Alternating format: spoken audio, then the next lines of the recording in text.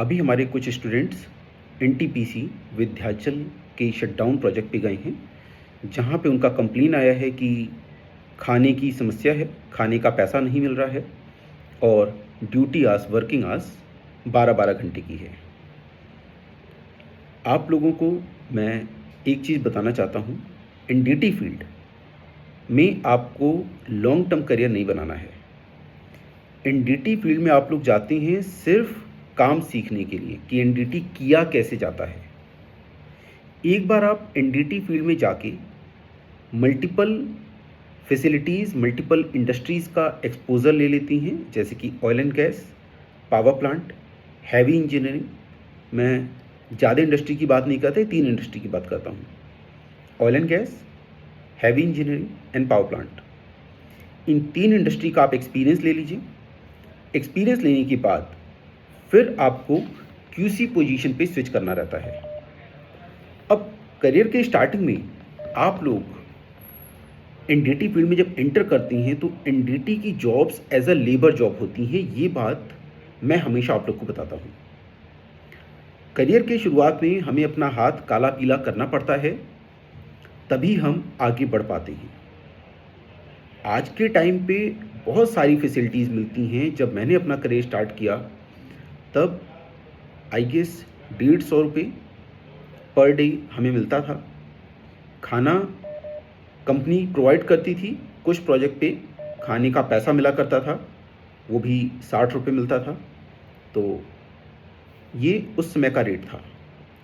Working hours NDT shutdown project में या फिर किसी भी शटडाउन प्रोजेक्ट में हमेशा 12 घंटे ही रहते हैं और बहुत रेयर ऐसा होता है कि 8 घंटे का शटडाउन का ड्यूरेशन हो।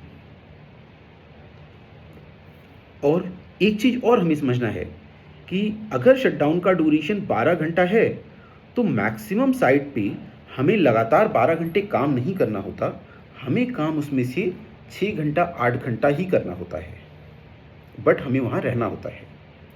लेकिन इसका मतलब ये भी नहीं है कि शटडाउन प्रोजेक्ट में, सारे ही शटडाउन प्रोजेक्ट में ऐसा है। कुछ शटडाउन प्रोजेक्ट में हमें लगातार 12 घंटा भी काम करना पड़ सकता है। अलग अलग प्रोजेक्ट का अलग अलग डिमांड होता है। अब वापस आ जाते हैं कि खाना रहना। तो खाना रहना, हम एक जगह अगर कहीं फिक्स जा रहे हैं, आप अगर किसी मैन्युफैक्चरिंग इंडस्ट्री में जा रहे हैं, ऑटोमोबाइल में जा रहे हैं, प्रोडक्शन में जा रहे हैं, तो वो कंपनी एक ही जगह है। वहाँ पे अच्छा एकोमोडेशन, अच्छा खाना प्रोवाइड करना इज़ पॉसिबल, राइट। बट आप शटडाउन प्रोजेक्ट में जाते हैं, अलग शहर होता है और वहाँ पे खाने का अरेंजमेंट कंपनी करना भी चाहे तो सडनली इतनी जल्दी सारी चीज़ें नहीं हो पाती। इवन कुछ शटडाउन प्रोजेक्ट पे आपको बहुत अच्छा ट्रीटमेंट मिलेगा, बट कुछ शटडाउन प्रोजेक्ट में आपको बहुत सारी प्रॉब्लम फेस करनी पड़ेंगी। लेकिन ये प्रॉब्लम क्या ज़िंदगी भर फेस करनी है? नहीं। आपको स्टार्टिंग करियर में एनडीटी में जब तक आप सीख ना लें तब तक इस प्रॉब्लम को फेस करना पड़ सकता है। और ये ड्यूरेशन कितना होगा, कितने दिन तक प्रॉब्लम फेस करनी है? तो हो सकता है आप पहले प्रोजेक्ट में जाओ, अच्छा रहे, कोई प्रॉब्लम फेस ना करना पड़े। लेकिन हो सकता है कि आप किसी प्रोजेक्ट में जाओ, वहाँ प्रॉब्लम फेस करनी पड़ी। तो अब आपको ये देखना है कि एनडीटी के मिनिमम 5 मेथड में, हर एक मेथड में आप थोड़ा थोड़ा एक्सपीरियंस गेन करो और आप इसके साथ साथ में 3 इंडस्ट्री कवर करो, oil and gas, heavy engineering and then power plant. कुछ लोग ये 2 महीने 4 महीने में भी ये एक्सपीरियंस गेन कर लेते हैं, कुछ लोग को साल भी लगता है और कुछ लोग को 2 साल भी लगता है, बट 2 साल वाला बहुत रेयर है। आप अगर बिल्कुल फ्रेशर हैं, आपकी एज 18 साल है, तो डेफिनेटली आपको 2 साल 3 साल एक्सपीरियंस गेन करना पड़ेगा। बट अगर आपकी एज 21 साल से ऊपर है तो आपके लिए 6 महीने से साल भर का एक्सपीरियंस एनडीटी फील्ड में सफिशिएंट हो जाता है। इसके बाद आपको क्वालिटी कंट्रोल फील्ड में स्विच करना है। मैं फिर से आपको याद दिलाऊंगा, एनडीटी की जो जॉब होती हैं वो लेबोरियस जॉब होती हैं, ब्लू कॉलर जॉब होती हैं और एनडीटी फील्ड में आपको इसलिए रहना है जिससे आप एनडीटी का काम सीख सको, क्योंकि फ्यूचर में जब आप वेल्डिंग इंस्पेक्टर बनेंगे, जब आप पाइपिंग इंस्पेक्टर बनेंगे, जब आप पेंटिंग इंस्पेक्टर बनेंगे, हर एक केस में आपको वेल्डिंग का इंस्पेक्शन करवाना रहेगा, खुद नहीं करना रहेगा। और जो आप वेल्डिंग का इंस्पेक्शन करवाएंगे, उस वेल्डिंग इंस्पेक्शन में अगर थोड़ी सी भी मिस्टेक आती है तो आप अकाउंटेबल होते हैं। तो फ्यूचर में आपका जो जूनियर एम्प्लॉय रहेगा वो गलत रीडिंग ना दे दे, उसका गलत इंटरप्रिटेशन इवैल्यूएशन ना हो जाए, इसलिए आपको अभी एनडीटी फील्ड में काम करना बहुत ज़रूरी है। प्रॉब्लम फेस करनी पड़ती हैं, आप लोग को प्रॉब्लम हुई है, हम इस बात को समझ रहे हैं। CSPL कंपनी से अभी तक स्टाफ ने बात किया है, मैं खुद इस कंपनी से बात करूंगा कि आपकी जो भी प्रॉब्लम हुई है, जो प्रॉब्लम आपने फेस की है, उस प्रॉब्लम को और आगे देर तक खाने की समस्या ना हो। ड्यूटी 12 घंटे है, कर लो। देखो, हमें काम करने से कभी दिक्कत नहीं होती, बट अगर गलत ट्रीटमेंट मिलता है उससे दिक्कत होती है। तो आई होप आपको भी कुछ गलत ट्रीटमेंट हुआ होगा वहाँ पे, आपने कुछ और प्रॉब्लम फेस की होंगी जिसके कारण आप परेशान हो रहे हैं। तो वो क्या प्रॉब्लम है मैं उसको समझने की कोशिश करूँगा। और फिलहाल अभी के लिए मैं आपसे यही कहूँगा कि आप काम करें, एक्सपीरियंस गेन करें, QC पोजीशन पे स्विच करें। एनडीटी में ग्रोथ नहीं है ये मैं हमेशा कहता हूँ, लेकिन ग्रो करने के लिए एनडीटी आना बहुत ज़रूरी है। एनडीटी का प्रैक्टिकल एक्सपोजर बहुत ज़रूरी है। तो आप लोगों में से अभी जितने लोगों को प्रॉब्लम फेस हुई है, मैं इस बात को बिल्कुल समझता हूँ कि आप लोग परेशान हैं, और परेशान होना जायज़ है। आपकी जगह मैं होता, मैं भी वही फील करता, मैं भी वही करता जो आप लोग कर रहे हैं। बट मैं आपको ये अश्योरिटी देता हूँ कि आप में से जितने लोग आज परेशानी झेलने की कैपेबिलिटी रखते हैं, वही लोग हैं जो फ्यूचर में राइज करेंगे, ग्रो करेंगे। ध्यान रखो, करियर पाथ जो मैं हमेशा बताता हूँ, आज आप लोग को फिर से बता रहा हूँ। करियर पाथ ये है, एनडीटी आपने ज्वाइन किया कोर्स, बहुत अच्छे से पढ़ना है, प्लेसमेंट के बारे में नहीं सोचना। फिर आपको कोई भी कंपनी ज्वाइन करनी है, सैलरी के बारे में नहीं सोचना। लेकिन कैसी कंपनी ज्वाइन करनी है? या तो oil and gas, power plant, heavy engineering. काम कंपनी 8 घंटे कराती है, आप 12 घंटा काम करो, 16 घंटा काम करो। जितना आप काम करेंगे उतनी जल्दी आप चीज़ों को सीख पाएंगे। एक बार आपने मल्टीपल एनडीटी मीन्स 5 एनडीटी के मेथड अच्छे से सीख लिए, आपने 3 इंडस्ट्री का एक्सपोजर ले लिया, अब टाइम आ चुका है कि आप ऑयल एंड गैस इंडस्ट्री में एज अ QC अप्लाई करें। तो क्या आपको QC इंजीनियर की जॉब मिलेगी? आंसर है नहीं, आपको मिलेगा एज अ QC असिस्टेंट। फिर वहाँ पे एज अ QC असिस्टेंट आपको काम करना है। देन इसके साथ साथ में आपको अगले पड़ाव की तैयारी शुरू कर देनी है, वो होता है वेल्डिंग इंस्पेक्टर। CSWIP 3.1 की प्रिपरेशन स्टार्ट कर देनी है। प्रिपरेशन करने के बाद आपको फिर CSWIP 3.1 का एग्ज़ाम लिखना है। अगर CSWIP 3.1 एग्ज़ाम लिखने की पैसे नहीं हैं तो आप अब्रॉड जाएं।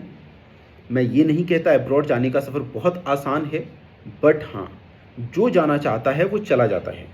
क्या आपको लाखों की सैलरी मिलेगी? नहीं।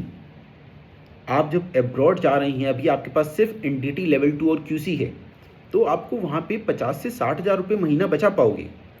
ओवर टाइम मिलता है तो आप और भी ज़्यादा बचा सकते हो। लेकिन आप जब CSWIP 3.1 कर लेते हैं, फिर इसके बाद आपकी सैलरी लाखों में बड़े आराम से पहुंच जाती है। क्या कहानी यहाँ रुकेगी? नहीं। क्या CSWIP करने के बाद आपकी ज़िंदगी की सारी प्रॉब्लम सॉल्व हो जाएंगी? नहीं। ज़िंदगी भर हमें कोई ना कोई प्रॉब्लम फेस करनी पड़ती है। हम अलग साइट पे जाते हैं, अलग कंपनी में जाते हैं, अलग इंडस्ट्री में जाते हैं। हो सकता है सब कुछ बहुत अच्छा हो, लेकिन ये भी हो सकता है कि हमने अभी तक जो प्रॉब्लम नहीं देखी, वो प्रॉब्लम कभी भी आ सकती है। तो हमें हमेशा प्रॉब्लम के लिए तैयार रहना है, फेस करने के लिए तैयार रहना है, लेकिन हमें पता होना चाहिए कि यही वो रास्ता है जिस रास्ते पे चल के मुझे ग्रोथ मिलेगा। CSWIP कर लिया, गल्फ गए, लाख रुपए से ऊपर की सैलरी हो गई। क्या यहाँ पे रुक जाना है? नहीं रुकना है। अगला पड़ाव है आपका B gas grade 2 painting inspector. अब आपको पेंटिंग इंस्पेक्टर बनना है। पेंटिंग इंस्पेक्टर बनने के बाद भी आपकी प्रॉब्लम हो सकता है दूर ना हो, बढ़ जाए। कैसे बढ़ेगी? अब आपको एनडीटी के लिए भी रिस्पॉन्सिबल हो, वेल्डिंग के लिए भी रिस्पॉन्सिबल हो और पेंटिंग के लिए भी रिस्पॉन्सिबल हो।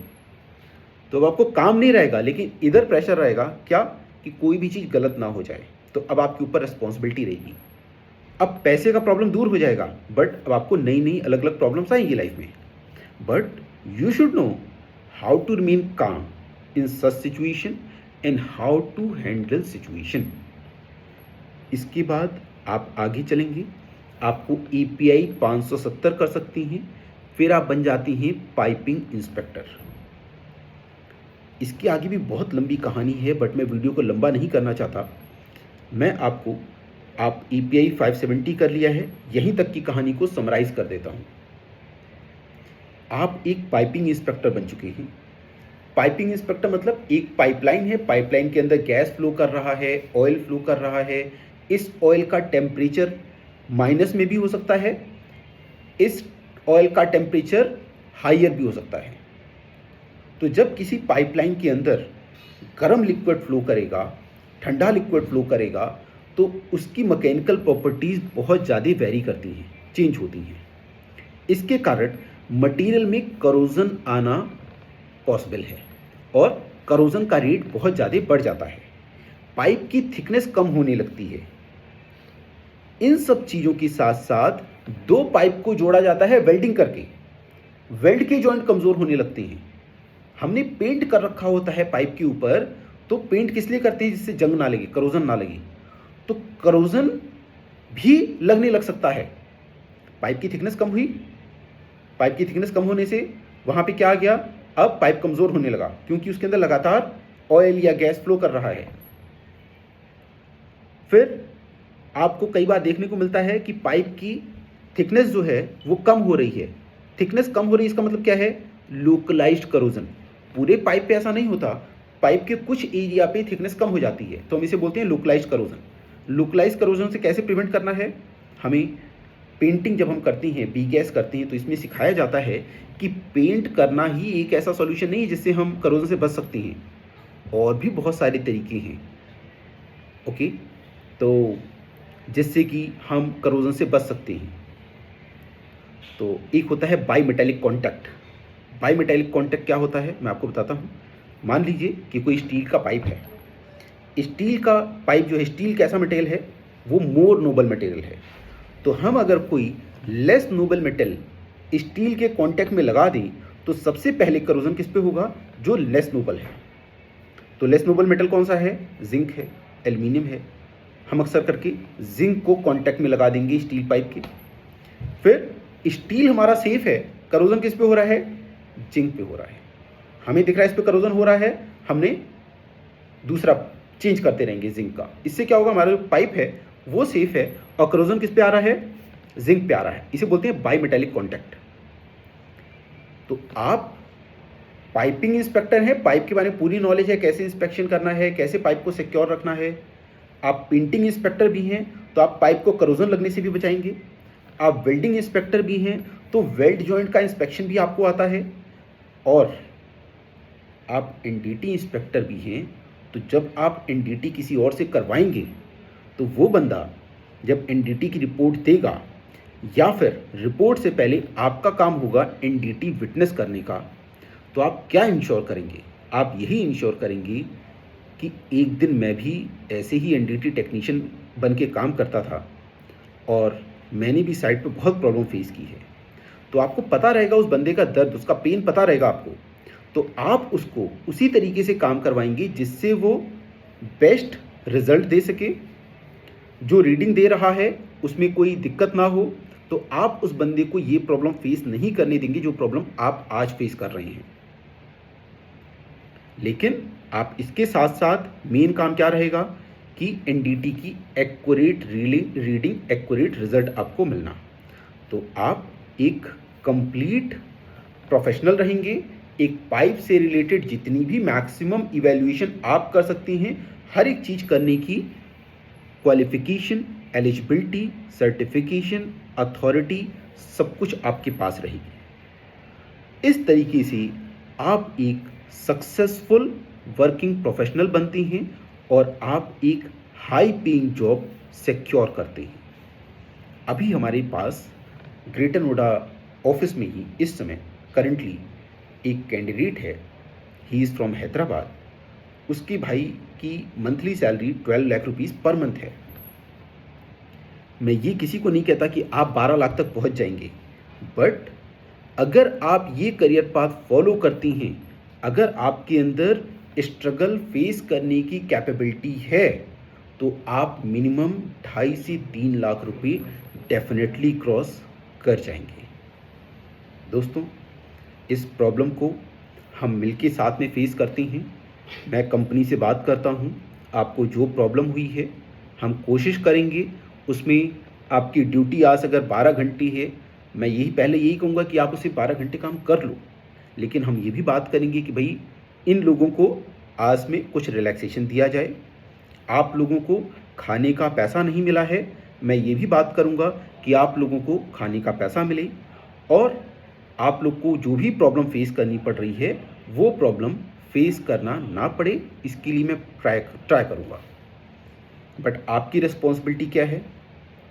आपकी रिस्पॉन्सिबिलिटी है कि आपको अपना एक सक्सेसफुल करियर बनाना है, और उस सक्सेसफुल करियर के पीछे आपको स्ट्रगल करना पड़ेगा, और आपको उससे डरना नहीं है। स्ट्रगल करिए, आगे बढ़िए, नया सीखिए, ग्रो करिए। आप डेफिनेटली ग्रो करेंगे।